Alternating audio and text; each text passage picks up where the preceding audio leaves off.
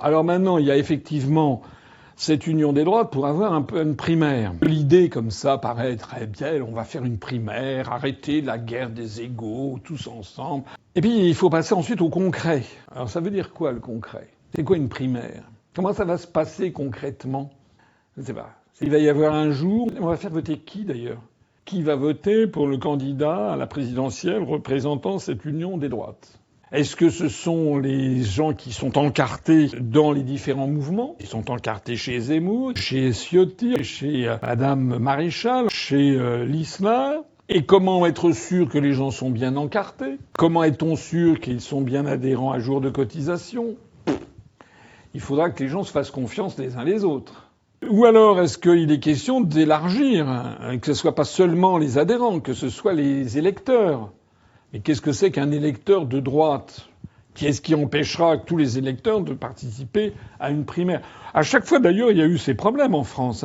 Le problème des primaires en France, c'est que c'est pas une tradition française. C'est encore un truc, c'est comme Halloween, ça vient des États-Unis. Bon. Et le problème, c'est qu'une primaire, ça peut se concevoir, à la limite, à l'intérieur d'un même parti politique. Puisqu'à l'intérieur d'un parti, on l'avait vu pour les Républicains, en 2021, il y a eu une primaire où il y avait Xavier Bertrand, Valérie Pécresse, Ciotti, Michel Barnier, Philippe Juvin. Il y avait 5-6 personnes qui s'étaient présentées. Le résultat final, ça a été Valérie Pécresse, qui est sortie du chapeau. Avec le résultat final que l'on a vu, parce que ça a été un désastre. Elle a terminé avec 4,6% des suffrages. Il est à peu près certain que n'importe quel autre candidat aurait fait mieux qu'elle. Donc ça veut dire que ce genre de primaire ne garantit pas par ailleurs le succès ultérieur.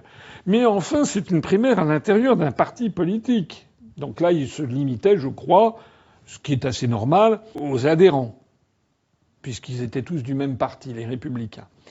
Mais là, quand vous avez des partis qui sont très différents, et qui d'ailleurs ne sont pas d'accord sur des tas de choses, parce que le discours de Zemmour et de Madame Knafo, c'est pas le discours de Lisnard, et c'est encore moins le discours de LR.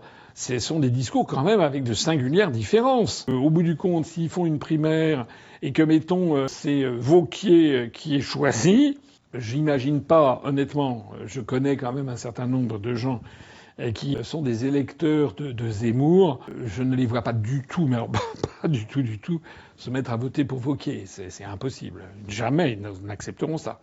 Tout simplement parce qu'ils n'ont aucune confiance. Et réciproquement, j'imagine que des électeurs de LR, etc., qui suivent un peu Wauquiez, ou éventuellement Ciotti, ils n'ont pas du tout envie de voter pour Zemmour. Donc, si vous voulez, il n'y a pas de discipline de parti dans ce genre de choses, puisque ce sont des partis différents. Bon, enfin, c'est leur problème.